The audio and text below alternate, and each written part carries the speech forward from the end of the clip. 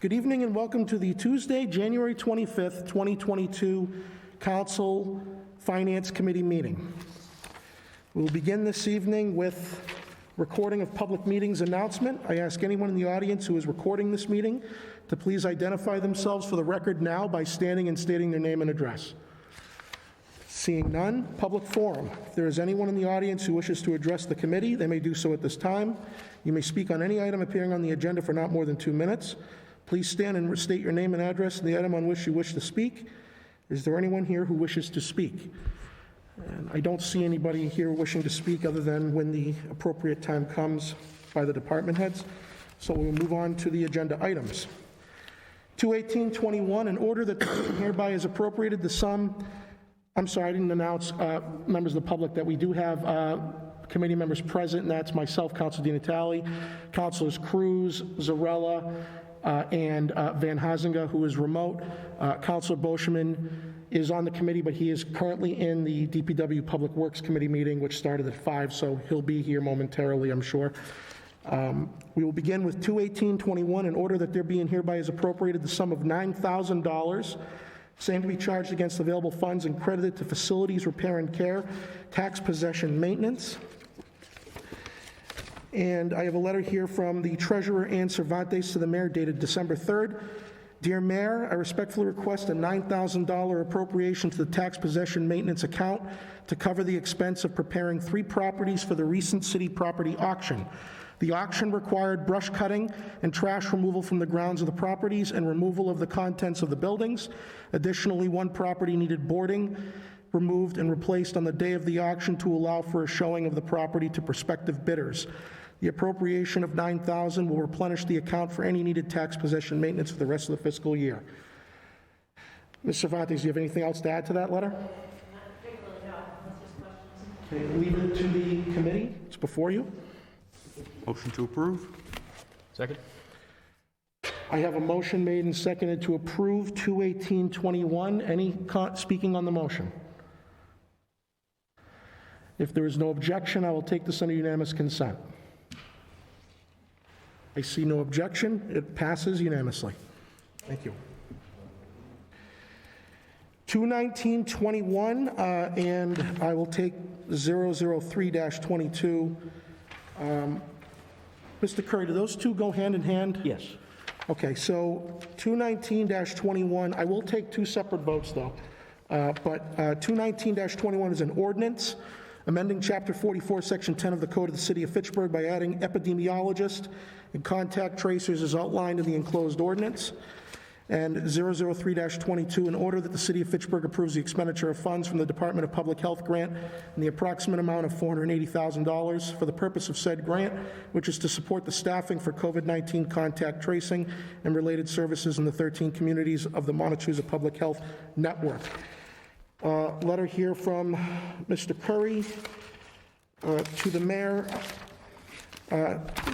Actually, this is a letter from the mayor that regarding the ordinance. I'm going to read the ordinance itself. It says, be it ordained by the City Council of the City of Fitchburg as follows. The Chapter 44, Section 10 of the Code of the City of Fitchburg, as most recently amended, be further amended by adding thereto the following. Under positions paid hourly, effective December 1st, 2021. Epidemiologist, $50 per hour. Contact tracer supervisor, $48 per hour. Contact tracer case investigator, $32 an hour. And contact tracer part-time, $30 an hour. And Mr. Curry, the floor is yours. So if I just may add just a couple of things, councilors, and then I will entertain questions. I'm sure there's quite a few questions. As far as the ordinance goes, basically, the State Department of Public Health notified me around the end of October, actually notified most of the state, or all of the state, that they were no longer going to be supplying contact tracers. The contact tracing collaborative was to dissolve effective November 30th, and that towns needed to take on that task. So I did go to my region, which is the Montezuma Public Health Network, and we decided that 3 weeks was a very short time, so it really was a good idea to take a look at what the CTC, Community Tracing Collaborative, had already set up at the state level and basically mirror it or mimic it. And that's what we did. It was a competitive process, but we sought out supervisors. Before I forget, I might add that the contact tracing supervisor, Catherine Hoover, is present with us tonight, as well as the epidemiologist, Victoria Seltzer. They have already taken over. We have hired 8 contact tracers. And as of today, I believe they told me that they've already made 1,000 calls. They've hit the 1,000 mark on interviews of confirmed cases. But getting back to the structure, so basically the epidemiologist and the contact tracing supervisor oversee 8 contact tracers. They are completely remote. Our IT department has done a significant job allowing this to happen so that the contact tracing supervisor can monitor these employees, and it's really working out to be a great system. Unfortunately, at this time, the cases are there are so many cases that they can't contact all of them, so they have devised a method where they can text them, and if confirmed cases need any assistance, such as food or resources, they can reach back out to the health department and we will get them to those resources. But basically, that's an overview of the structure.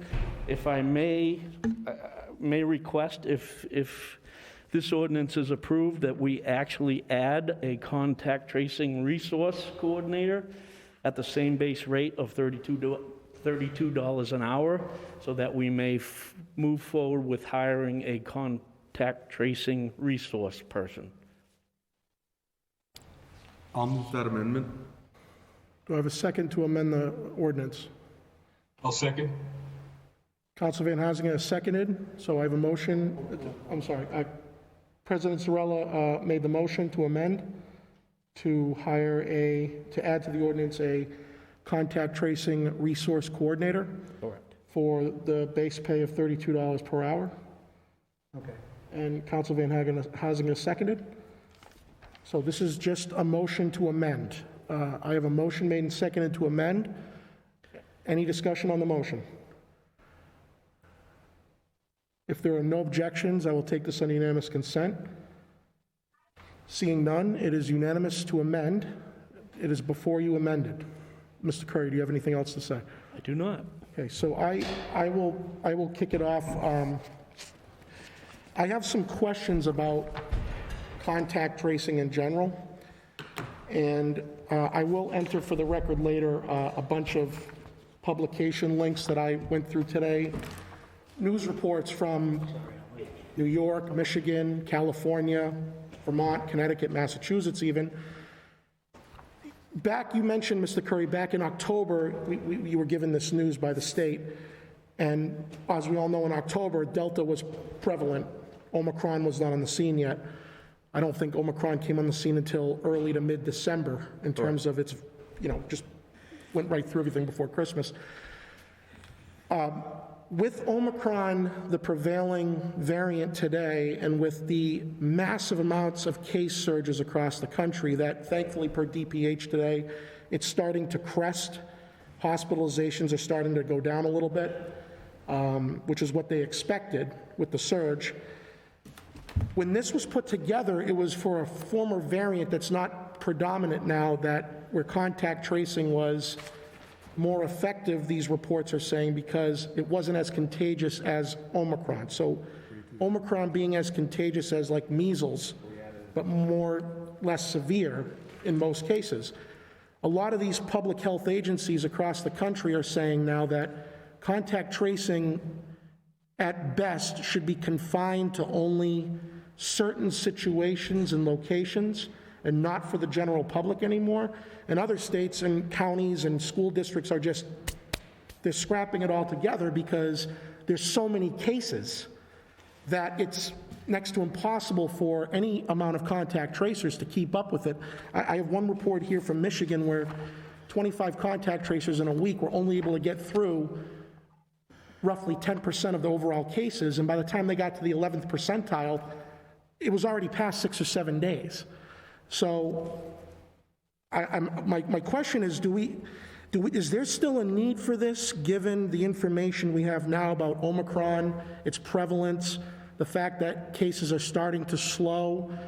Because when I read through, and I'll just touch upon a few quotes for the public's edification, which made me question this. For example, in Dr. Fauci on CNN on January 11th said that Omicron, with its extraordinary, unprecedented degree of efficiency of transmissibility, will ultimately find just about anybody or everybody. Governor Kathy Hochul of New York on January 17th pronounced that New York would end its COVID-19 contact tracing efforts amid early signs that the highly contagious Omicron wave is cresting. The move to end COVID-19 contact tracing in New York in part conceded the massive scope of Omicron variant cases, which are proving less severe than prior strains such as the Delta variant, rendered contact tracing investigations ineffective. Health Commissioner Dr. Mary Bassett said the Omicron variant also has a very short incubation period and many more people are being tested. Quote, so the result is a very large number of people who tested positive in a very short window to disrupt the chain of transmission. She said, adding public health workers currently involved in tracing would be redirected to focus on testing and vaccination efforts. So I could go on with a slew of examples of states and counties and school districts that are starting to go away with contact tracing altogether because it's just, you can't keep up with it. So my question tonight is, understanding we delayed this meeting for almost a month, is the need what it was back in October? And if there is a need, is it far less scaled down, or will it be more scaled down? Because when I'm reading all of this, part of me is conflicted of supporting this and instead wanting that $482,000 grant to apply to other avenues of the pandemic than contact tracing, considering a lot of our own neighboring states are walking away from it. So that's my statement / concern. Right now, the Department of Public Health is still requiring contact tracing, and really, that hasn't changed. The guidance is to continue to contact trace. If I might add, Victoria, our epidemiologist, just mentioned to me on the walk over here, of those 1,000 cases, 7% of those cases are hospitalized.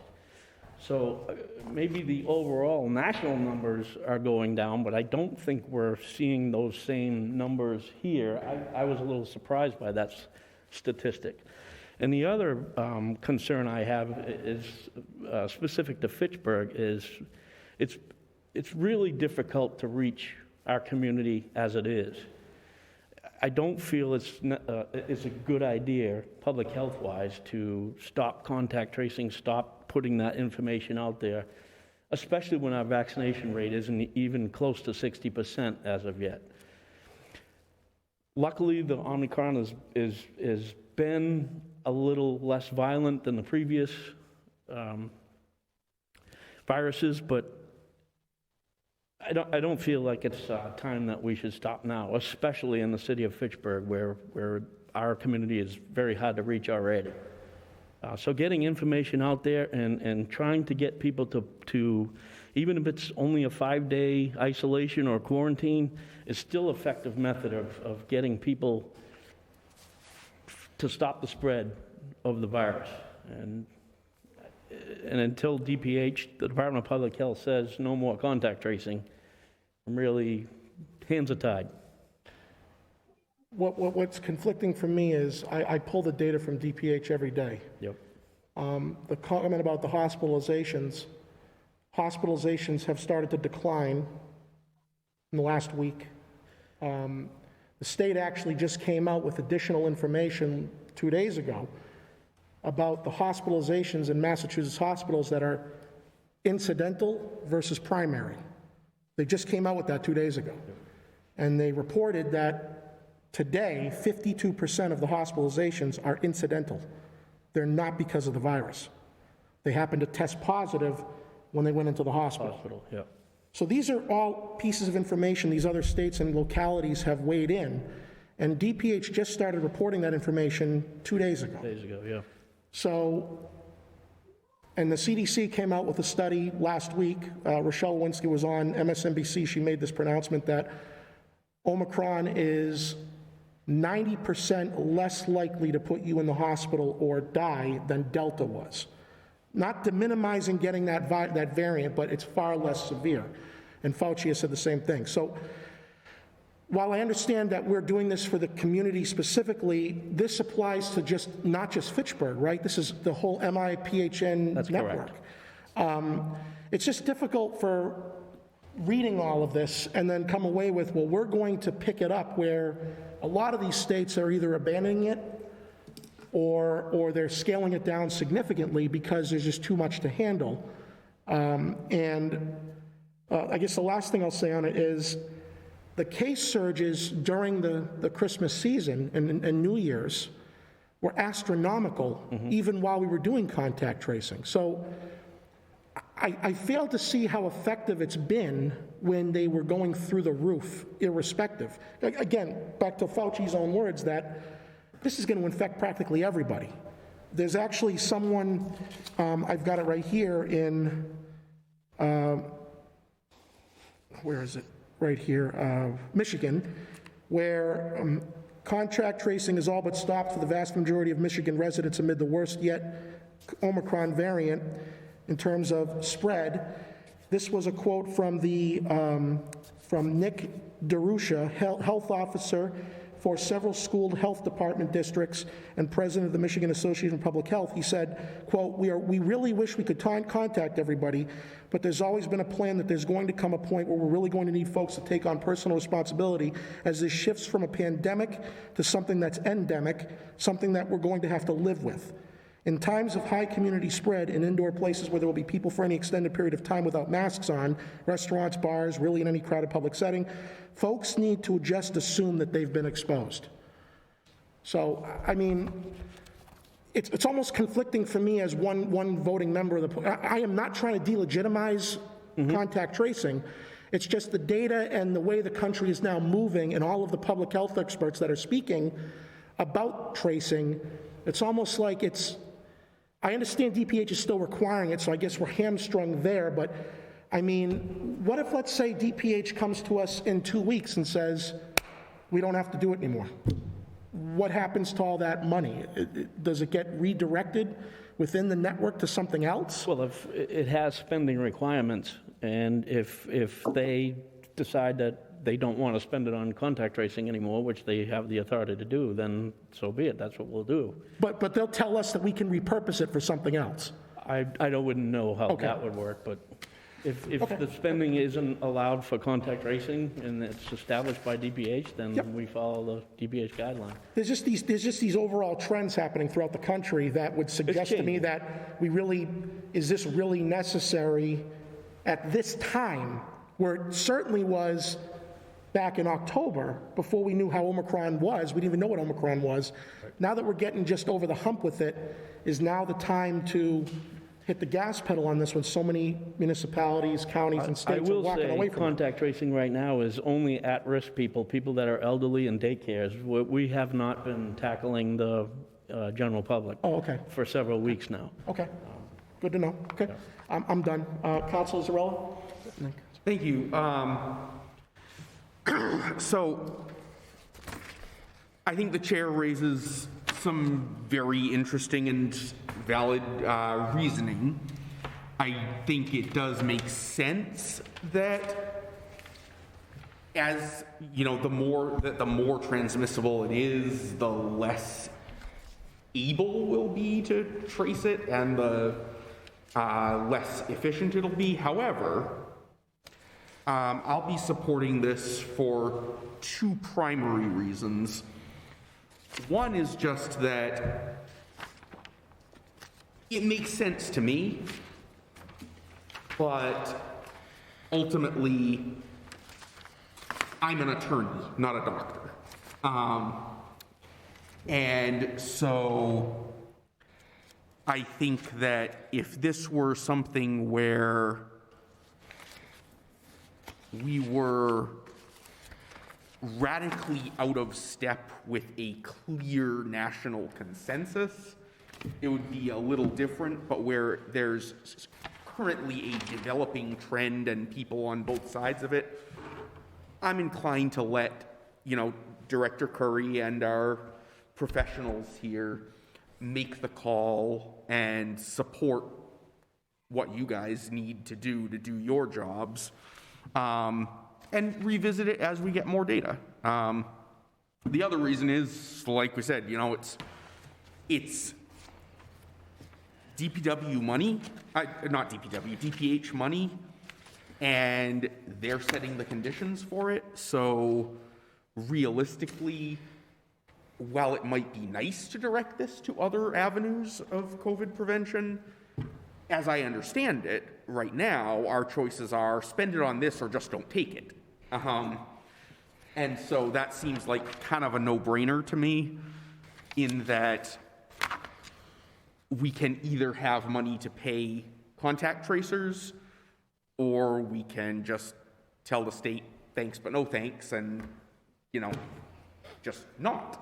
But there doesn't seem to be a downside in accepting it, at least until and unless they offer us other options. So that's my take. Okay, I see Councilor Van Haasingen has his hand up, but Councilor Cruz is first, so Councilor Cruz. First, thank you all for your effort at tackling this challenge. I just have a few questions for you. The Department of Public Health, their minimum requirements for contact tracers, where I assume we're at those standards? Or will this bring us to those standards? Correct, yes. So this will bring us to the Yes. minimum standards? Yes. All but one of the employees that have been hired were from the Contact Tracing Collaborative, the state Contact Tracing Collaborative. Okay. And of those 1,000 calls that you mentioned, those are all individuals who are at risk, particularly at risk? Correct. So it seems like a very necessary thing for this group of people then. I'm not sure but if I am, I Don't can, you step up if it's okay. okay. If it's okay, Mr. President? Yeah, please. Please, go ahead. Yep. Awesome. So a couple of things that I just wanted to add on to from what Director Curry mentioned. The first thing is that, so what our prioritization for contact President. tracing looks like. When you ask me to take the mask down, I can't understand. Well, okay, Counselor, we do have a public health order that says that masks have to be worn in public buildings. Does not say in the order, you're free to take it off when you want to speak. It does say if you're able to social distance, however, you can remove the mask. Okay? If she wishes to, it's not a requirement. Okay, I'm going to try to talk louder first. Okay, so the first thing I just wanted to mention, that comment that was made earlier on about contact tracing and really what you can do when there's a number of cases that you just can't manage, and how having a number of cases that's really not manageable to contact trace impacts the efficacy of a contact tracing program. So when I came on board, I used all of my knowledge of contact tracing, and like Steve said, I came from the Contact Tracing Collaborative, where I spent the entire pandemic learning about all of these things and developed a prioritization for our communities so we could really have a touch point with anyone who is at the highest risk for adverse outcomes from COVID-19. So for example, that would include anyone who is over the age of 65. So what are we doing with those individuals? First of all, talking to them, telling them what these things mean, giving them isolation and quarantine guidance, but also there's a lot of things that these individuals might need. For example, treatment.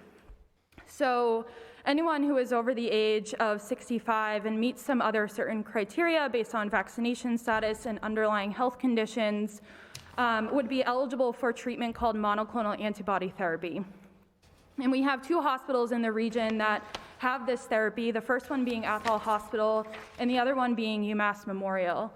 And I've developed really great relationships with both of these hospitals where if we come across a resident who is positive and does not have access to this treatment through their physician for some reason, so this might include they don't have a primary care doctor, which a lot of our residents, unfortunately, that's the case. Or if they're trying to call their primary care doctor and, they've left a voicemail and another voicemail and another voicemail, and they're just really not feeling good and they need to be treated and they just can't get in touch, we're able to connect those individuals with treatment. So that's the reason why we have that prioritization of the 65+ age group. Another age group we have prioritized are individuals who we don't have any information on if they are vaccinated or not. And for us, it's really important for us to have these conversations with our community members who are positive and haven't been vaccinated yet that we're aware of.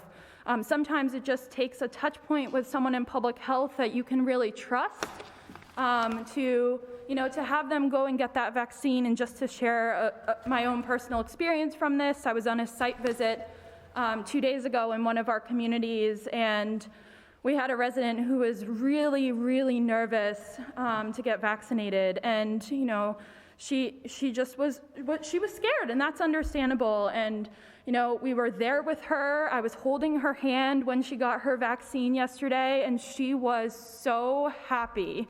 Just making that impact in our community. And the other thing is, I really don't like the word contact tracing, and it's funny because, we're the contact tracing team, but I just don't like that word. And why don't I like the word? Well, it's because we do way more than contact tracing. So before I came into public health, my perception of contact tracing was you call someone, you tell them that they're positive, and you notify their contacts. So that's pretty important, right? But there's also a lot of other things that we do that are very important as well. For example, having those conversations with individuals about vaccination and why it's important, and letting them know that they're eligible for the booster. We have a lot of residents who have no idea that they're eligible for a booster. Also connecting them to resources. So we have 2 equity communities in our region, Fitchburg and Leominster. And a lot of residents in these regions might need help getting access to resources, and we do a ton of these. Accessing primary care, having health insurance, and these are things that are important beyond the context of having COVID. Having food to safely isolate and stay at home. Having cleaning supplies or diapers or food for their baby. So these are things that we're doing, just beyond calling someone and telling them that they're positive, also helping them with resources. So I just wanted to note, I don't like that word contact tracing because there's a lot more that goes on when we're on the phone, and it's really, we're the support for this community. I always like to tell this story. Like I said, I was at a site visit in an apartment building in our region a couple of weeks ago, and these residents are our best friends now. They called us last week and said, "My toilet is broken. Can you help us fix the toilet?" And, of course, that's not my job to fix the toilet, but what did I do? I called apartment management, bam, toilet was fixed the next day.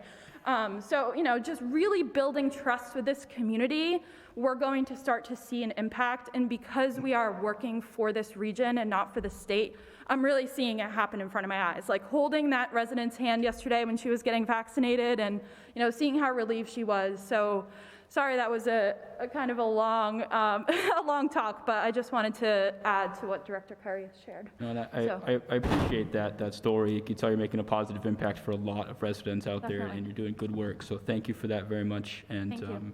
is there anything that we, as council members, as a ward councilor, I get that call too, where I'm like, is this actually my job? Let me make some calls and find out. Yeah. But is there anything that we can do as a body here at council to help with the outreach and help spread this to the community? Oh, Catherine, what do you think? Here, come sit with me. Yes, I think one of the things, we're at the point right now where things are settling in. We have our staff all trained up and ready to go, and they've made over 1,000 calls, and they're doing great and very comfortable in that.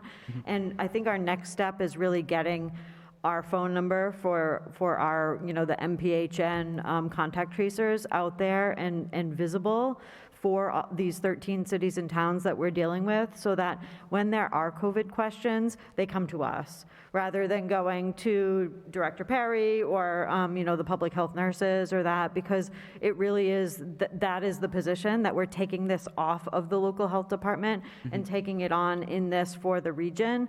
And so we're happy to field all of those questions. locations. And I think that getting that word out there, now that we're, established and have our legs under us, that would be a great thing to get support on. Okay, do you want to share it now with those watching? Sure, our phone number is 978-602-2356. Thank you very much. Like a commercial there. Above ground. Yeah. We've also just developed, this week actually, yesterday at 10:30, it was made official that for any resident that we're not able to reach, because the assessment there was correct, our contact tracing capacity is, we're not able to reach everyone who has tested positive, and people who are testing positive really do need to notify their own contacts. But there are going to be some residents who aren't contact traced, who need support, who need treatment, who have questions, who need food, and they're in their houses for 5 days. They need, diapers for their baby, their toilet is broken, whatever is the case. So what I ended up developing is a form that I will text to all of the residents who we don't call, and they can use that form to request support from us. So when the form is submitted, it will filter into a spreadsheet, and that way we can see. Even if we don't call you, if you need something, we're here, and we will absolutely give you a call. So, yes, And that it's is. taking it out of these the 13 cities and towns, away from the public health office, into this remote team that we're able to take care of that and give the people the support. That's great. Thanks for all that information. I yield the floor, Mr. Chair. You're welcome. Council Van Hazinga. Thank you, Mr. Chair. I think it was very encouraging to hear that there's a lot more that goes on just than contact tracing in this process. Obviously, I'm not at the meeting tonight. COVID made its way to my family, and I'm in quarantine right now. And I can tell you that after you've been exposed to someone who, for instance, they have COVID, or you have a positive test yourself, you have a lot of questions, and it's not really clear what you're supposed to do. It's a little scary, and I can understand the value to this resource, especially at-risk people and older individuals, about some assistance about letting them know what they need to do, what resources are available to them. Because you can start Googling stuff, and I've Googled it as much as I possibly can, and there's a lot of changing information and changing instructions. So I think there's great value to this. And I think it's also important to consider that this city isn't just being given to Fitchburg. We're being entrusted, or this money is being given to Fitchburg. We're being entrusted with it to really serve the wider community, the 13 communities of the Massachusetts Public Health Network. So this isn't money that's coming from our budget. This is money that's being entrusted to us to help the larger community with this process through our health department. So I think we do have a responsibility not just to think of ourselves, but to think of what we can do with the other communities of this network, and what responsibilities we have to serve the individuals and families here, as well as the neighboring communities. I did have a question. So hopefully the need for this contact tracing and this resources are going to be temporary, once the pandemic gets past us.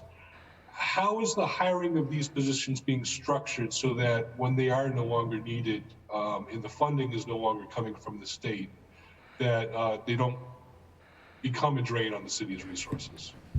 So they were hired as temporary employees, Okay. and basically with the direction to work themselves out of a job.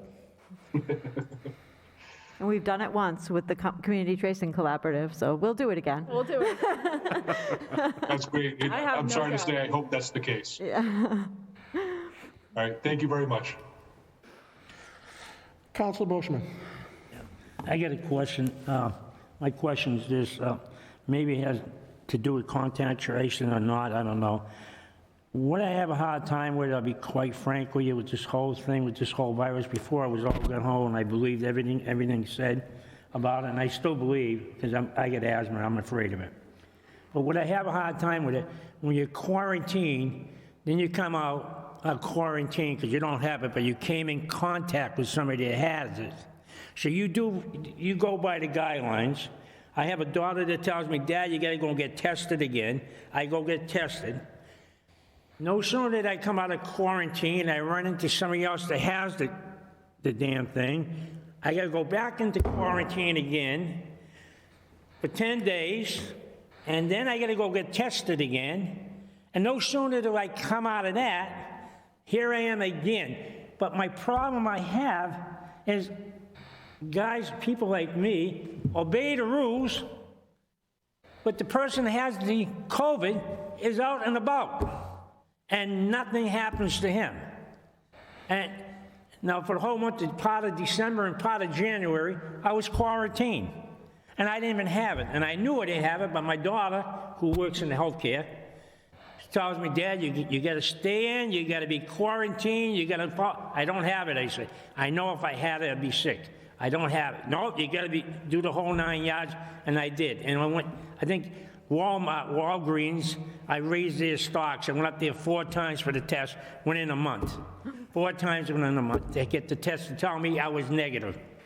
But is there anything being done? Because I even asked the gardener up there and the nurse up there in Gardner, the people that got quarantined and they're going out and about spreading the germs to everybody, nothing happens to them? So it's more of an education, Counselor. We're not looking to throw people in jail. I mean, if it were a deadly disease, I think we would be forced to do something like that. But right now, we're looking to provide education. We're looking to make sure that we provide enough information so people can isolate and quarantine properly. And if it goes beyond that, I mean, there are avenues to travel legally, but... No, that was the only thing. I understand what you're saying. Yeah, that was the only thing, my problem. But I'll tell you one thing, it is a deadly disease because you have over 1 million people that died. I didn't mean to downplay it. It is a deadly disease. It has ruined life. We've had loss of life, yes. But I understand what you're saying. No, that was There are legal avenues to pursue for someone that would consistently violate the isolation and quarantine rules. Unfortunately, the legal system takes longer than the quarantine process, so I'm not sure how successful we would be there, but there are legal processes that could be taken if necessary. No, that's the only thing I wanted to say, because I know for a fact, like I said, and yet from Thanksgiving to now, almost a whole month being quarantined. I drove my wife crazy, so. I think part of it too is, and this is something I think a lot about, is, the first thing that might come to your mind, and the same thing, for me before I worked in public health was, they're not quarantining, they're not doing the right thing, but actually a lot of the times it's just because they have no other choice. They have to go to work. They have to, pay for their kids to go to daycare. They have to go to work to put food on the table. And for a lot of the residents, that's the case. They really have no choice. So that's why I was saying before, it's a really big part of our job to provide all of these residents the resources that they need to stay home. Financial assistance, like I said, food, access to health insurance, access to a primary care doctor, all of these things. And, if we're able to support residents in these ways, then maybe 50% of the people who otherwise would have been going out while in quarantine or who otherwise would have been going out in isolation may be able to stay home now. I know the city of Fitchburg, I believe, had between a 10 and 20%, I can't remember the exact number, care resource coordination utilization rate from the Community Tracing Collaborative. So between 10 and 15% of the Fitchburg residents that were spoken to by the Community Tracing Collaborative needed resource support of some type or multiple types of resource support. And that's really what we're seeing as we're doing the work as part of the MPHN now. A lot of people need help, and even need help that, will last beyond COVID. Like I said, health insurance and primary care is a big one. People need access to health care, and this is a way that we're gonna help people get connected to it. So yeah, I think that's part of it is, it can be really frustrating saying, why aren't they staying home? They're supposed to be positive, but maybe it just might be because they just have no other choice. Okay, thank you, Mr. Chair. Councilor Zarella? Thank you. A few things. First of all, I just want to say I'm glad to hear that efforts are being taken to kind of parlay this into more of a long-term benefit and not just address the current public health crisis. I think that's excellent. I mean, it would be worthwhile even if it was only addressing the current issue, but I'm always happy to see, dollars and resources being made to do more. And I think that's excellent. That said, I can confirm what you were just saying. I actually just came out of isolation. My daughter caught it at daycare, then my wife, then me, and we're a decently well-off family, though not nearly so much as Councillor Boschman thinks we are. And 2 weeks of isolation at home was very difficult for us. And we managed it in part because A, we are decently well off, and B, we have a lot of family in the area who are more than happy to bring us stuff from the store or whatever, leave it on our doorstep. But if there are people who don't have that, people who don't have any family members or friends nearby, people who don't have any savings to draw on, I honestly can't blame them for going out in the public, even if they're positive, because, what are they supposed to do? It would be different if this were Ebola or something, but it isn't, which is not to say it's not dangerous, otherwise we wouldn't be doing this, but the balancing is different. So I understand both the frustration, but also the need for people to go out in the public, even when best practices would be for them to stay home. And I think it's good that, part of your efforts are to give people connections to the resources they need to enable them to do what we all would like them to do. And lastly, I just wanted to say I'm very glad that you did explain more about what you do, and I think it will be important to get that information out to the public, to get the information about what you do out to the public too. For sure.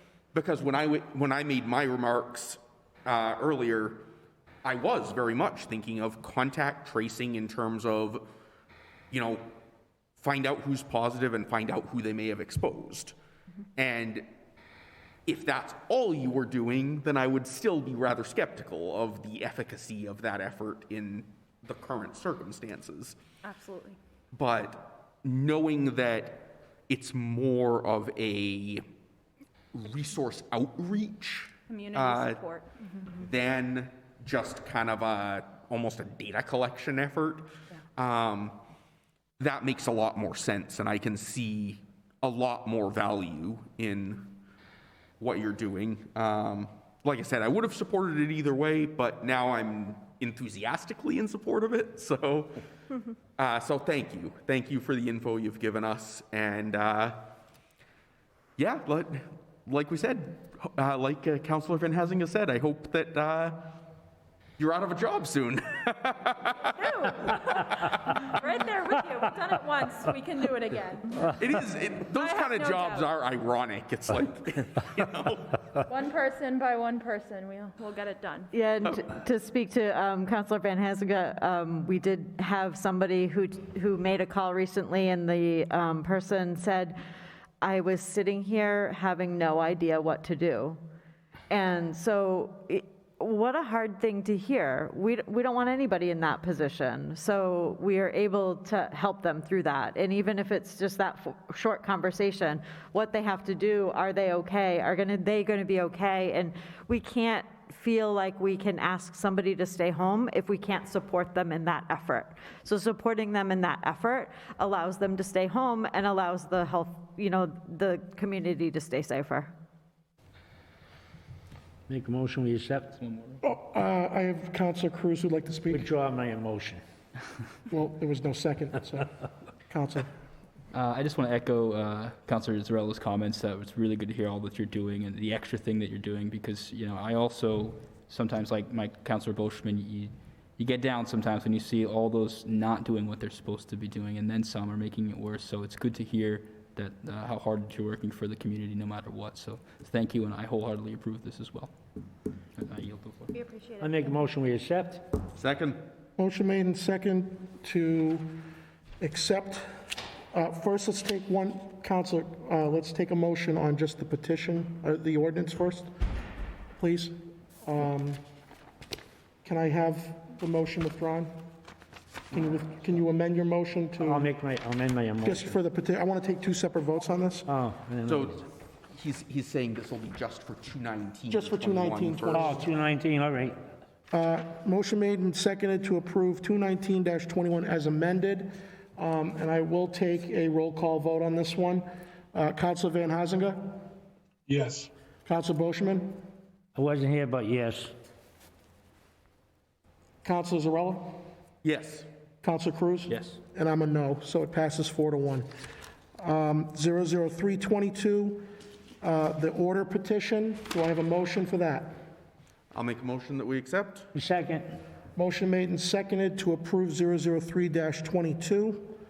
Again, a roll call vote. Counselor Van Hazinga? Yes. Counselor Boschman? Yes. Counselor Zarella? Yes. Counselor Cruz? Yes. And Counselor Di Natale, I'm a no. So it passes 4-1. Thank you very much. Councilors? Thank you. Thank you very much. Good luck to you.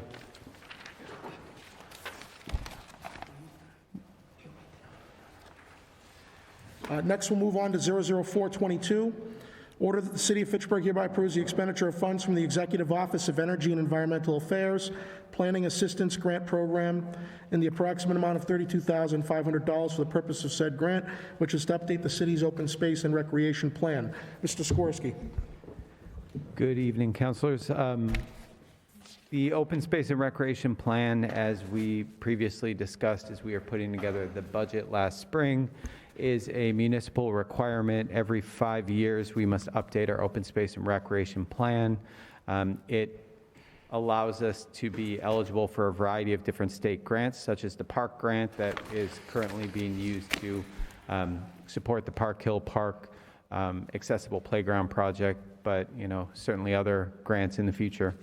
The City Council approved $45,000 in funding for this through the general fund, but when this opportunity came up for this grant, it seemed like a great opportunity to reduce our reliance on the general fund, or at minimum expand the impact of what we're trying to do.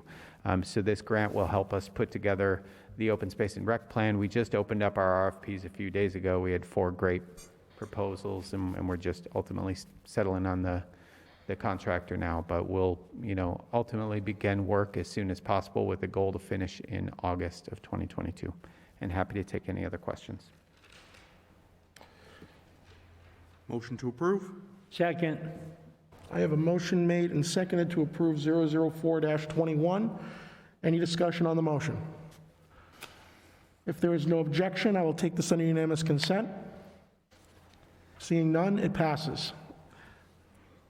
00522, order that the City of Fitchburg hereby approves the expenditure of funds from the Mass Development Brownfields Redevelopment Fund grant in the approximate amount of $65,000 for the purpose of said grant, which is to assess and plan for remediation at 173 Bemis Road. Mr. Skorsky.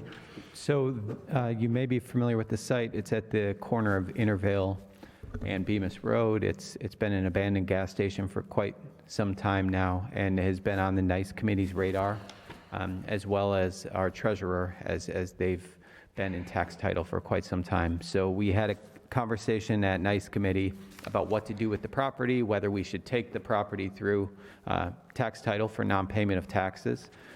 And the brownfield issue presented itself. If anyone's done, a quick scan of the state DEP resources for this site, there was a major spill at the site, and the property owner was incarcerated, so he was not there, but the mortgager, I believe it was DCU, they came to visit the site, and they noticed that there was oil leaking from an above-ground storage tank in the facility.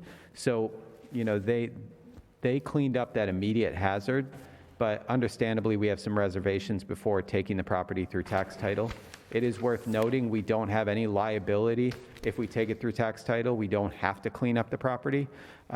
But certainly, it is in our best interest to do our due diligence on the site that we may be taking through tax title, at minimum to provide the future property owner with some, you know, idea of what they might be taking on. So this will cover a Phase 1 and a Phase 2 investigation, as well as a hazardous building materials survey. And I'll leave it at that and take questions if you have them. So is it a foregone conclusion that once this grant is expended and those metrics are met, there'll be a follow-on from the state for actual remediation?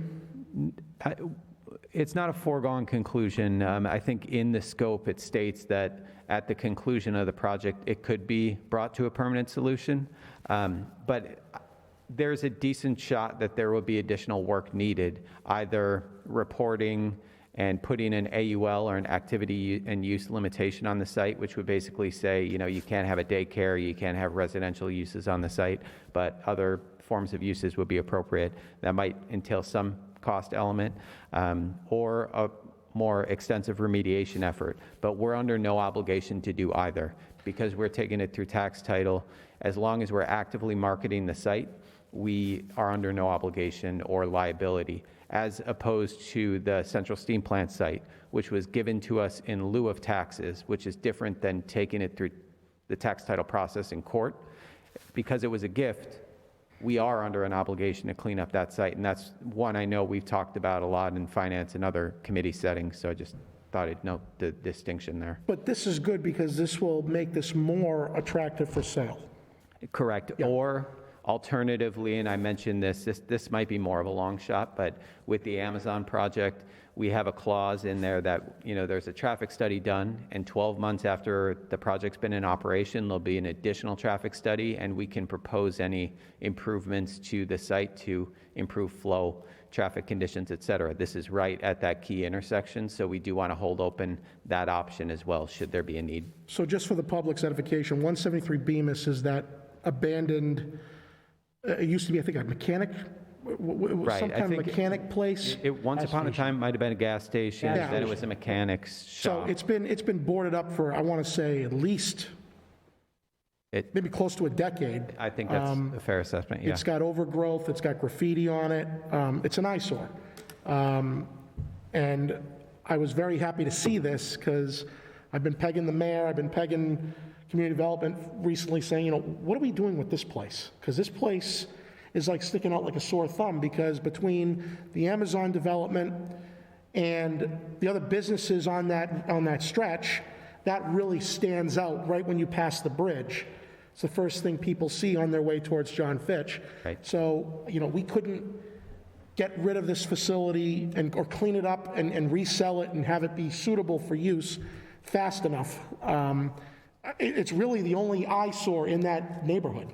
You get rid of that thing, it really makes a discernible impact to the better. And put that together with what's happening at 135 Intervale, Right. we've got a pretty transformative impact in that area. Right, so this is really good to see, and I'm glad that we've pursued this.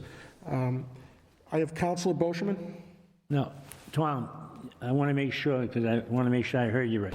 You're saying if we take this over, I grant this grant, and they come in and their place is loaded, it's dirty. Let's say really dirty. It doesn't even pass an E21 or when you want 21E. It's going to cost the city of Fitchburg nothing, right? Zero. Only if we make the decision to invest further in the property for whatever reason. We're under no obligation from the state, except we do pay a yearly fine for a period of time. It's a tiered fine system that goes up the longer it sits vacant and unaddressed, which is, you know, between $2,000 to $4,000. But we have no intention of keeping the property that long. But in terms of remediation responsibility, we have none. Now, I just want to make it known, I didn't talk out of content, but he talked about the Amazon, and I'm going to repeat my statement on the Amazon.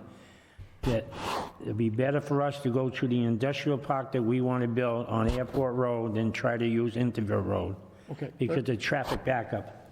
I know he brought it up, but it was in the context of the bigger developments going on. We're not here I to know, discuss I about know, but it Amazon was Development. also in the contact of that, and they said it was Okay. going to help with traffic. Okay. And I just wanted to bring it up, because I did read the minutes of the package. Duly noted, and it is a condition in the special permit site plan, or the site plan review of the planning board. All right. Counselor Cruz. Thank you, Chair. Mr. Chair. Yeah, this is actually in Ward 6 in my ward. It's certainly an eyesore. It's tagged up with graffiti.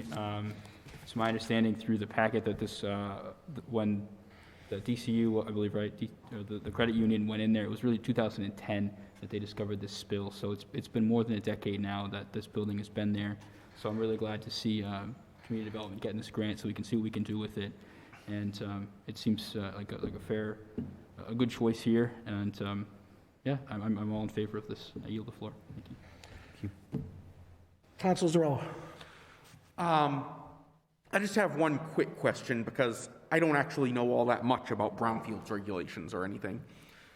If we were to take this through tax title, you said we have no obligation for remediation or anything unless we choose to. Is that something where we have no obligation only as long as we don't touch it at all? Or could we go in there and do basic cleanup and still have no obligation to do remediation? I guess it would probably depend on what you would call basic cleanup. I mean, if, we're sweeping the floor or getting a cleaner in there. The I think that's overgrowth, the graffiti, stuff like that. Right. I think that's a different story. But once you actually dip your toes into the water of 21E remediation work, then you've got an obligation to see it through. Okay, that's what I suspected. I just wanted to confirm. But we can certainly clean up graffiti and things like that. Excellent. Counselor Van Hazinga. Thank you, Mr. Chair. Mr. Skrowski, what is the order of operations here? Do we have to take the property before we can do environmental assessments, or do we have any mechanism where we can do this work before we make the decision to take the property in tax title? It's a good question. I was going to note that and I forgot, so appreciate you asking. So the phase one is essentially a document review by a trained professional. We could start on that as soon as this grant's approved. The phase two, you actually need to get inside the property. We're going to be drilling borings, monitoring wells and such. And at that point, we would need to own the property. And right now it's sitting in land court along with a few other properties in tax title. Land court's just very backed up at present. And, I was just speaking with our treasurer coming in this afternoon, and she's been pushing our lawyer, who, our lawyer that works through that process, not our city solicitor. And they said, from when things were submitted, I believe in December, we got 6 to 8 weeks.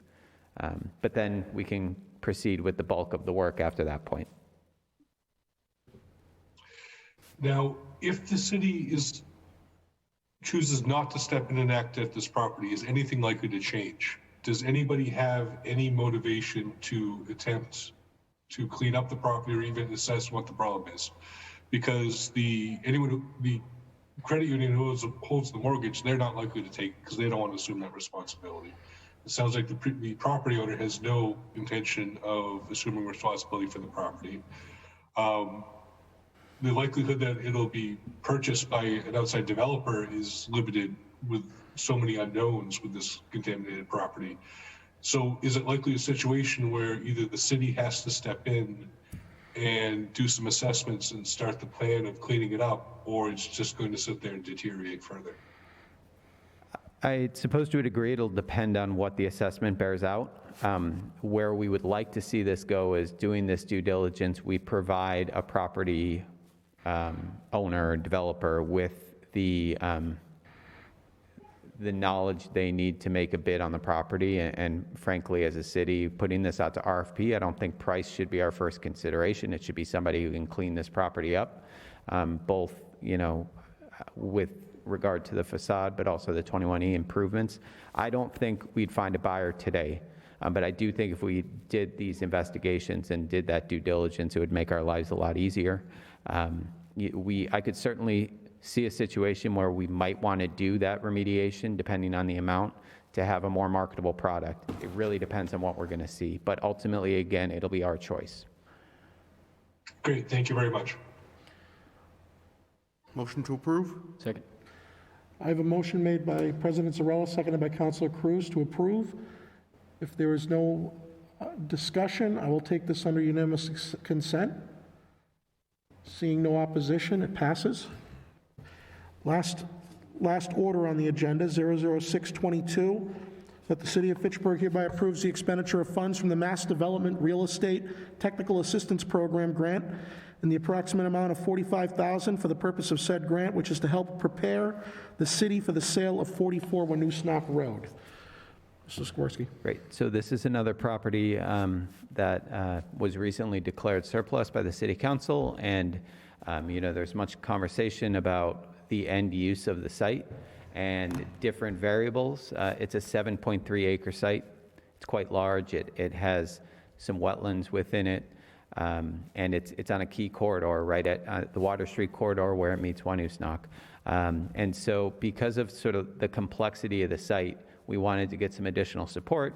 We tapped into Mass Development through the Real Estate Technical Assistance Program. They're going to be putting $45,000 worth of TA support into the site. And I'm actually bringing it in front of the committee and the council, not because we're not receiving that $45,000. It's actually all being managed by Mass Development with the support of my office. But at the close of the project, and once we sell the project, there is a resale component. So if you sell the property within a year of the close of this project, we are responsible for distributing 25% of the net proceeds of the sale, we are responsible for distributing up to 25% of this grant amount to the net proceeds of the sale. So let's, say we make $500,000 on the property. I hope we make somewhere there or above. We would have to deduct 25% of this grant amount from the net proceeds. So in that case, it would be, about $11,000. And then if it were past that year period, it would be 50% of the amount. So it is a grant with some repayment obligations. Again, we're also talking about net proceeds. So that's net after all the city costs go into account. So this would only come out of the money from the sale. It wouldn't come from the general fund or anything like that. If there were no net proceeds, we wouldn't pass them on. If there were less than 25%, we would pass on whatever that amount was. But this will basically do our due diligence on the site, some phase 1 environmental investigations, some site constraint analysis, a highest and better use analysis, looking at the different possible uses at the site, and a community engagement component to see what the community needs are there. Happy to take questions. So this is the FLAC facility, right? Correct. Do we have any kind of timeline, Tom, on when we believe we'll have it ready for sale? They want to be wrapped up by May, and I think that aligns well with the season, to put properties up on the market. We actually just secured an on-call realtor that will be working with us on this project and a host of other ones we're going to put out through RFP. So my goal is, frankly, when we get all this information, even if it's before it's an official report, I want to get this out the door as soon as possible. I see, without knowing the schematics of the land, mass potential for this site, considering where it's located. Traffic obviously is very robust there. It's very well visible and trafficked. And so I'm hoping in the end we have something very solid there from a commercial perspective in terms of multiple retail outlets or one big, you name it. But that's my hope for that site. I'm hoping the city will benefit financially from the sale of this site, and also the taxation that'll come with it, whoever we put, whatever goes in there. But it's such a prime piece of real estate where it's located. I'm very excited about this project. I'm very interested to see what's going to come of it. Thank you. It's- Agree on all it's- fronts. It should, I mean, it's a no-brainer, something's got to go there. Right. And you'd think it'd be something substantially large, or something that would accommodate a lot of parking, considering there's no shortage of accessibility to that site. So with Route 12 bordering it, so very interested. My only question is, maybe you don't know this, but when the city took the property from the school department, or when the school department Declared it surplus. declared it surplus and we accepted it, is there any agreement you know of where we have to funnel proceeds from the sale to the school department? I couldn't speak to that direct. It's my understanding it was more of a good faith. Yeah, I mean, whatever we get's going to probably be free cash, so I'm assuming it would turn around at that point, and then we'll have discussions at that point when it gets part of the certification. Yes, Counselor. Yeah, Buildings that are under the control of the school department or under the control of the school committee. Yep. When the school committee declares it, I guess, surplus, they return it to the city's control Right. rather than the school committee's control. And I believe that the city has since declared it surplus city property. Yep. So if there is a sale, the proceeds go to the city, the general fund.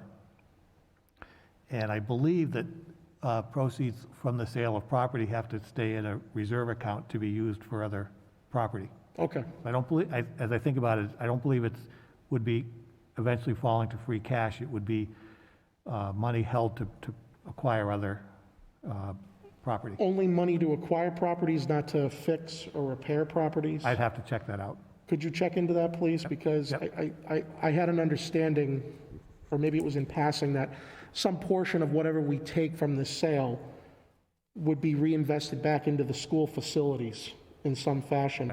I'm not saying that that was signed in the dotted line or that's etched in stone. I just recall that was some of the discussion the school committee was talking about, and then the city council about, does the school get anything back from I this think at all? I think there've been discussions about whether the sale of this would be sufficient enough to offset some of the cost of, let's say, the Crocker School. That's what I was thinking about, And- yes, okay. It could, but I think you really look at the Crocker School as being fully funded. Yep. From the loan, and then this is additional funds that could be going into its next project. Not a very important question, it just crossed my I mind as we recall were that talking as well, about. yeah. But I'm very interested to see, I mean, do we have any, so you're saying by May, we will be ready to put a for sale sign there? That's the goal? That's definitely the goal. So if this gets approved tonight, and of course in council, we're going to move forward immediately, and they want to get this done by May. They've been pretty antsy at Mass Development to get moving. Okay, Motion to approve? Second? On the motion. motion made and seconded to approve 00622. If you have a question for Mr. Skorsky, Counselor, the motion's got to be removed. No, I just. Okay, so motion's been made and seconded to approve 00622. Speaking on the motion, Counsel Boschman. Speaking on the motion, I'm not going to support that move, because I think the city's making a big mistake to sell this property and the school. That's Thank you. my personal opinion. Thank you. Motion has been made and seconded to approve 00622. Considering the statement just made about an opposition, I will take this on a roll call vote, considering we have a remote participant. Counsel Van Hazinga. Yes. Counsel Boschman. No. Counsel Zarella. Yes. I am a yes. Counsel Cruz. Yes. So it passes 4-1. Thank you.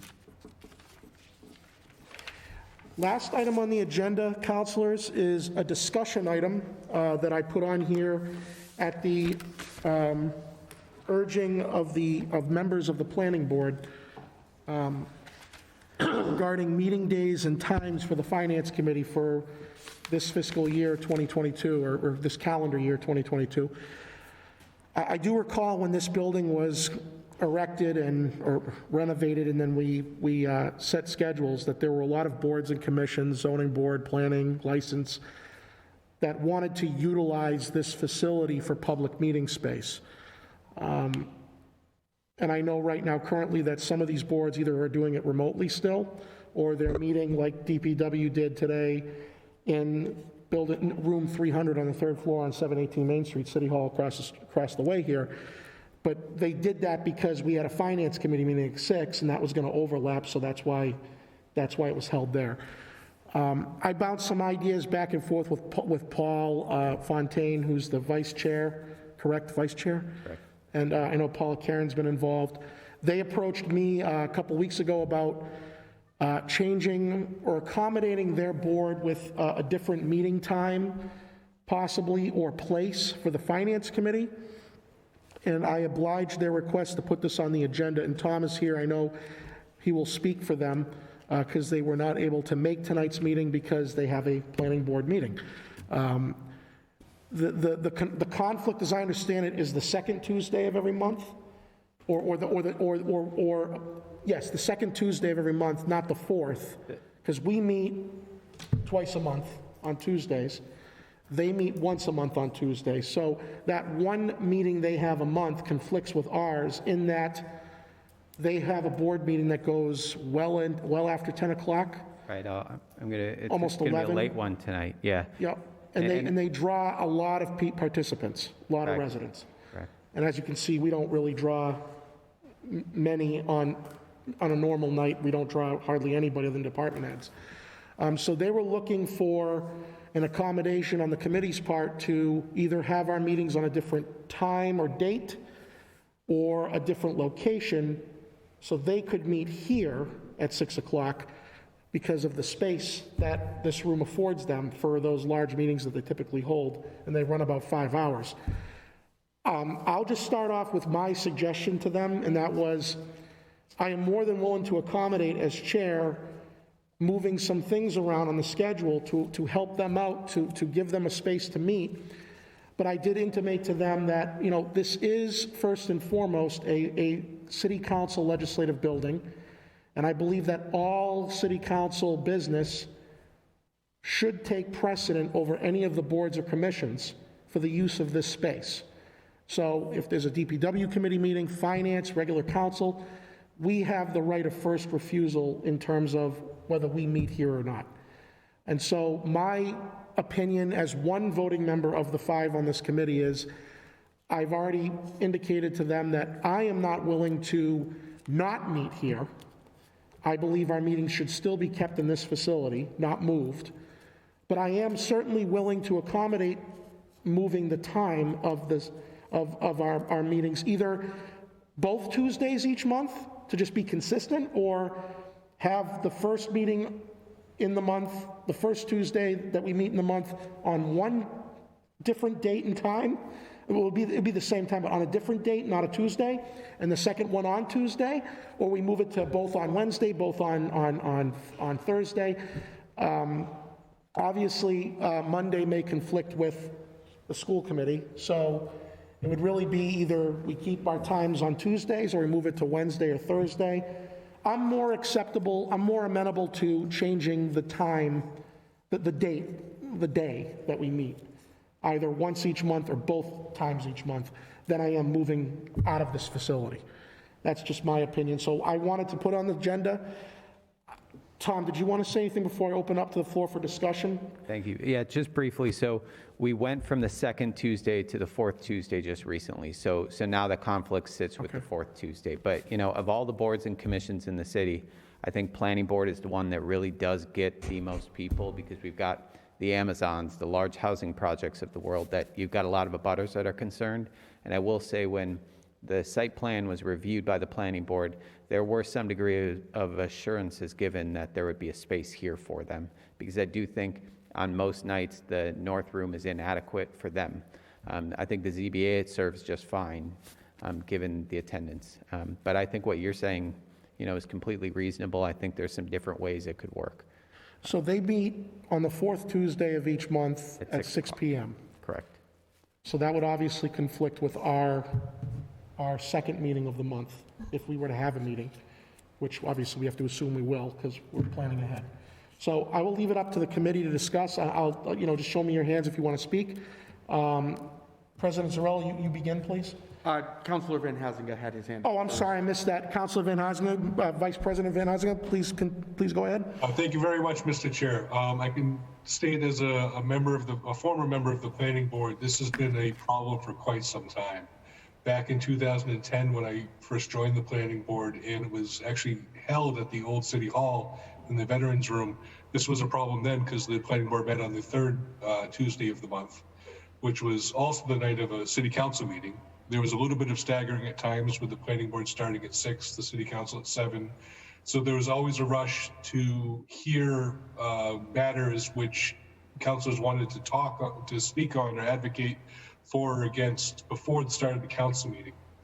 And it kind of made that work, but then when City Hall closed and we had to find another venue, this became untenable. Their city councilors weren't able to participate in meaningful planning board hearings on matters that they had a great interest of. So the planning board moved to the second Tuesday. They tried to accommodate. The problem with that is there, in addition to some committee meetings such as finance, the Zoning Board of Appeals also meets that same night. So there was a conflict with applicants who had to shuffle from one meeting to another in different properties, in different areas of the city, and that created problems. So most recently, the planning board has tried to move to the fourth Tuesday to find another Tuesday. And they looked at other days of the week as well, but that presented problems with availability of members of the board. If they moved to Wednesday, they lost these members. They moved to Thursday, they lost these members. They just weren't able to do it, whether they had commitments at night, part-time teaching jobs, other things that got in the way. So they have tried very hard to try to be accommodating to the council, to other boards in finding a way to make this work, but they're stuck that they have to stay on Tuesday, and there's pretty much something going on every Tuesday of the month in this building. So I think they would appreciate it greatly if it would be possible to maybe shift a night. Could the finance committee meet on a Wednesday? And I've had a lot of these conversations before I even knew I would be on the finance committee. But now that I'm a member, I'm willing, if I can plan ahead and put it in my calendar and know that this is going to be a meeting this night, I'm available to move to a Wednesday, or we could talk about other times that work for other members of the committee. But I think it would be a great assistance to the planning board because, as Mr. Skrowski mentioned, that this is a board that gets a lot of participation. There are often a lot of residents. In the later years, they met at the Central Fire Station in their basement conference room, which is a sizable room, but on some nights there wouldn't even be standing room in the back. People would be down out the hallway, out through the door. You just couldn't fit everybody in because they hear matters that attract a lot of people, and a lot of people are both curious about what's happening and also want to voice their opinions and be heard on different matters. The planning board would benefit greatly from the AV setup in the legislative building. You often have engineers, developers presenting their proposed projects, and it's very helpful to have a means of putting plans up on a wide screen that everybody can see. There's always the awkward time of trying to set up a chart stand or something like that in the corner position so everybody can see it. To have that availability to plug in a laptop, to show plans, to share everybody, to show drawings and images of what a project will look like, it'll help them make better decisions, and it'll help residents to understand projects better. So I would encourage, if it works with the other members of the committee, that if we could show some flexibility, I'm open to either moving both nights or just one, whatever works for everybody else. I think we can make this work for everybody. Thank you. Okay, so, thank you, Counselor. I didn't tell the committee what my preference was. When I was thinking this over, I did recognize that it's hard to have a Thursday night meeting because then Auditor Brooks has to draft the meeting minutes on Friday, and it won't be enough time for the clerk to issue the agenda with what the committee has recommended. So Wednesday would be, if we're not going to meet on a Tuesday, and Mondays may conflict with the licensing board or school committee, although I don't think school committee meets the second and fourth Monday of every month. They meet the Monday before our full council meetings. But I guess what I'm saying is, if it's not going to be Tuesday, it should be Wednesday, to allow for the minutes to be drafted and approved on Thursday, entered into the record with the clerk so that she can send out the agenda for the next council meeting that following Tuesday, that Thursday, so everything's in place. So my proposal was to move both meetings to Wednesday evening at 6 o'clock in this facility. And the reason why I propose both of them, I think it's going to get a little confusing for either members of the public or even committee members. I mean, it's always been on a Tuesday. I'd rather have some continuity on when we meet. So it's either Wednesday for both. I would hate to do Tuesday first and then we do Wednesday the second one. I think we should keep it on the same day of each week. So my proposal was to just move it to Wednesdays at 6 o'clock in this building. So that allows time for the minutes to be drafted. They get into the record for the full council agenda that gets sent out on Thursday. And we accommodate the planning board so they can meet on Tuesdays. That's my proposal. And Councilor Van Huizinga gave a good synopsis of why this is being put forward. I have been part of planning board meetings. I'm sure we all have. I can't believe the number of people they have that show up every so often. I mean, there's sometimes upwards of 30 or 40 people in the room. And they go on for so long. And I did not even consider the fact that whether it's ZBA or planning, a lot of the times we as members of this body are not able to attend those hearings on behalf of our constituents because it conflicts with finance committee or another committee meeting.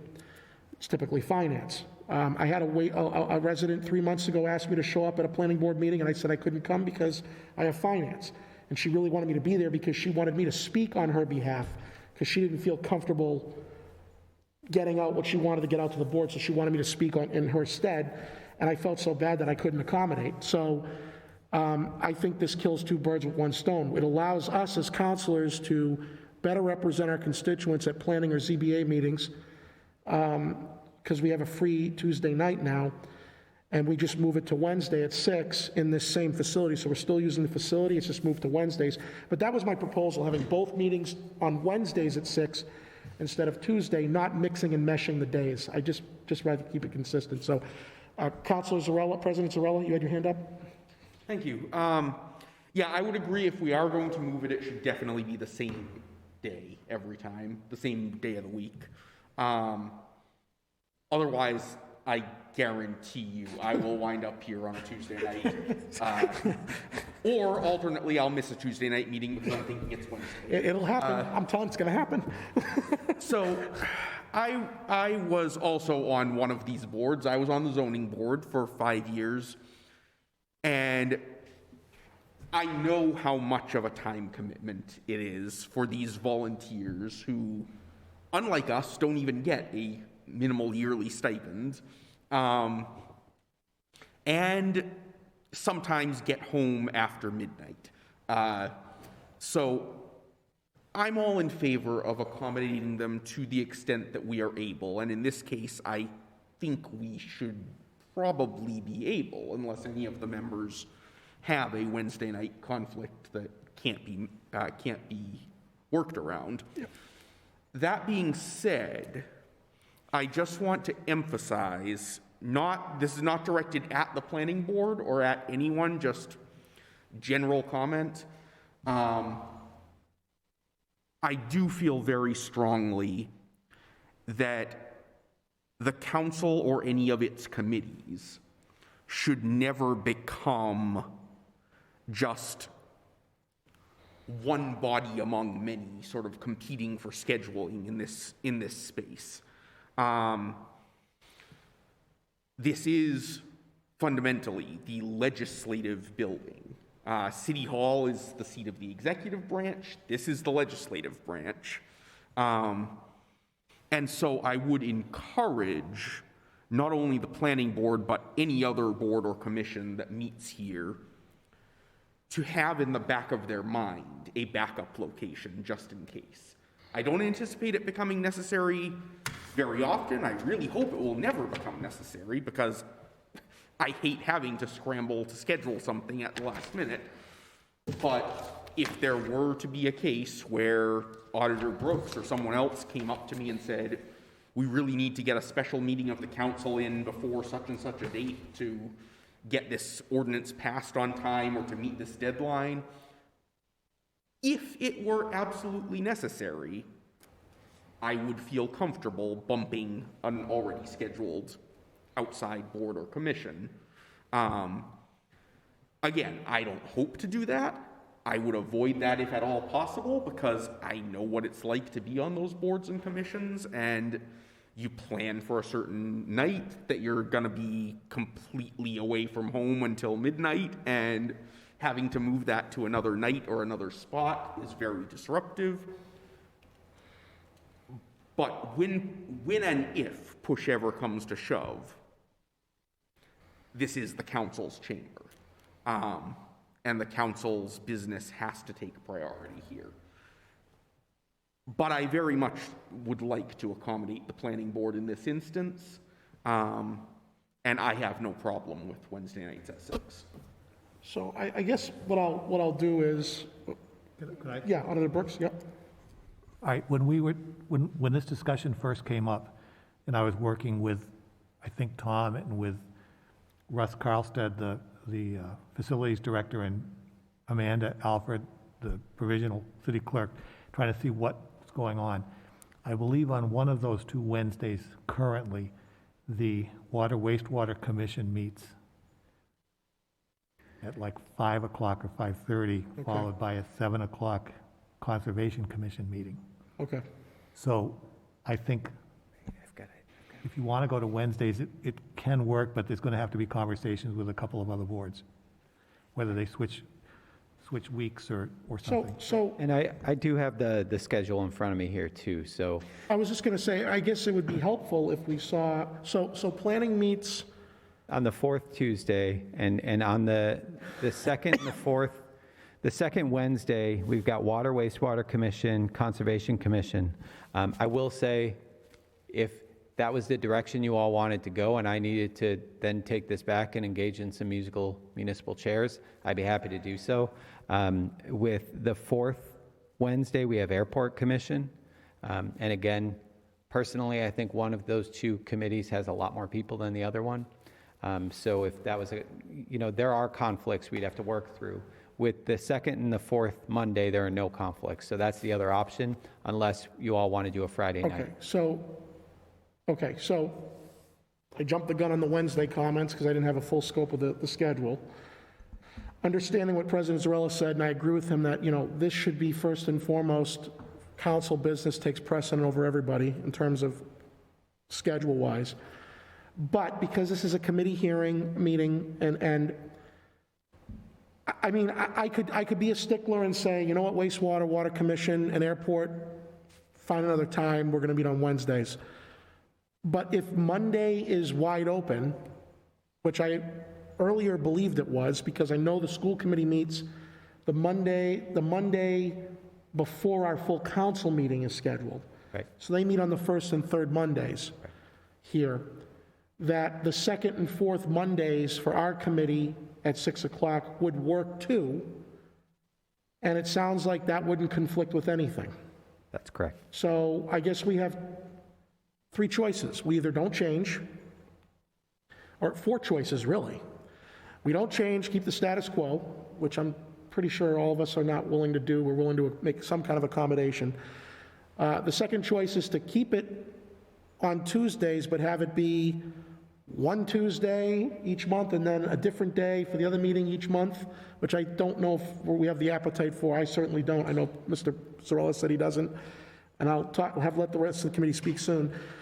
So to me, the really only 2 viable options if we want to make an accommodation is we either do it on Wednesdays instead and then have the water and wastewater and airport commissions reschedule their meetings, or we hold it on Monday, second and fourth Monday of each month, and there's no conflict.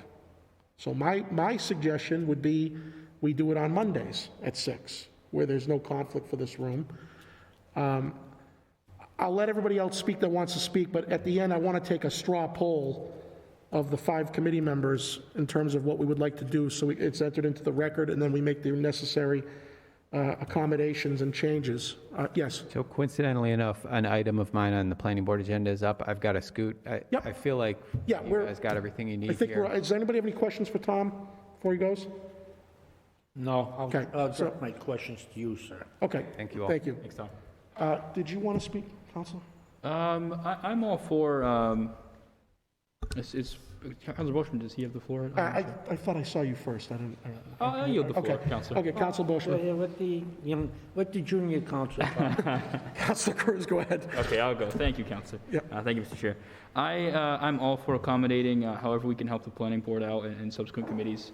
I do agree that it should happen here in the legislative building. I don't think we should move, especially, we got to take FATV into account as well. They record all this, and I'm sure Dan's in the back room right now, like, praying that we leave it in this building. So we'll keep FATV in mind, and I'm down for moving it to Monday. I just do have to say, I do work nights. I'm going to work at about 4 p.m., and I work till about midnight. So if we do that, I can't commit to Mondays yet until I can switch my schedule around, but I'd be happy to move it to Monday if that's the case.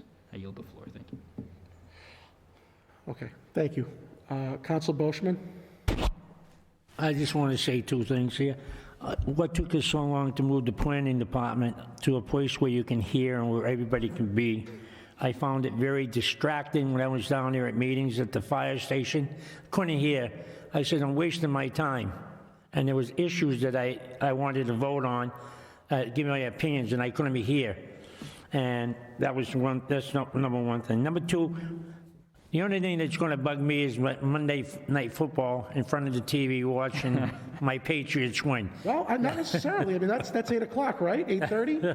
Yeah, but I get no... We're usually out of here by 7 in case there's some huge agenda item, but, I mean, tonight's an example. We're almost done. It's not even 8 o'clock yet. So I think your Monday night football is safe. Yeah, but I was telling Calvin, it doesn't make a difference to me, is Monday night, because if you split it up, I know me, I'll get it all mixed up, and I'll be going, like Anthony, I'll probably come here the wrong night, and then I'll be singing God Bless America outside, so, yes. My recollection on why this didn't happen sooner, well, first and foremost, no one from the planning board approached me directly to have it changed.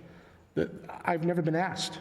I know there's been issues, but no one's ever come to me from the board to say, we need to talk about this, we can't do this anymore.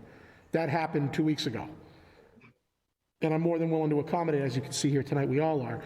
That's one reason. The other reason is that was at the Memorial Middle School library, because recall when we moved into this new facility, they started going up there. Oh, did they? But prior to that, we were at the school building. There was an issue with, janitorial coverage and FATV coverage, and it was more difficult because it was a school facility, not a city facility. So those are really the two main reasons that I recall why this hasn't been done already. I think the main one, though, was, like I said, no one's really approached me saying, can we make an accommodation? And now that they have, we're having that discussion because we're willing to help out. And so, sounds to me like Councilor Cruz, pending his schedule, moving around, is okay with Monday at 6. Both Mondays at 6. Councilor Boishman said he's fine with that. I'm fine with that. Councilor Zarella, you fine with that? All set. Okay. And then Councilor Van Huizinga. Yes, Monday works my schedule. I think that'd be fine with me. I appreciate the willingness of other members of the committee to be accommodating and let the planning board use the hall on Tuesdays. And just a suggestion, maybe we hold this matter till our next meeting so that we can double check our schedules and check with our family members just to make sure that this plan works. And Councilor Cruz can make sure it works with his work schedule. Yep. And we can convene our next meeting and make a decision then. Okay, so I would entertain a motion, to hold this in committee, and we will make a final determination 2 weeks from today on the 8th of February. Considering the planning board meets on the 22nd of February, I think that'll give us ample time to reshuffle our schedule at that time, and the planning board can then make a change on their schedule to move here for their February 22nd meeting. So I don't think it's time sensitive. They're meeting tonight, so they're not meeting for another month. So I have a motion made and seconded to hold this in committee for a final discussion in 2 weeks. And if I see no objections, I'll take this under the unanimous consent. Seeing none, it is held. Thank you, councilors. Motion to adjourn. Second. Motion made and seconded to adjourn. I see no objection. We are adjourned. Thank you. you.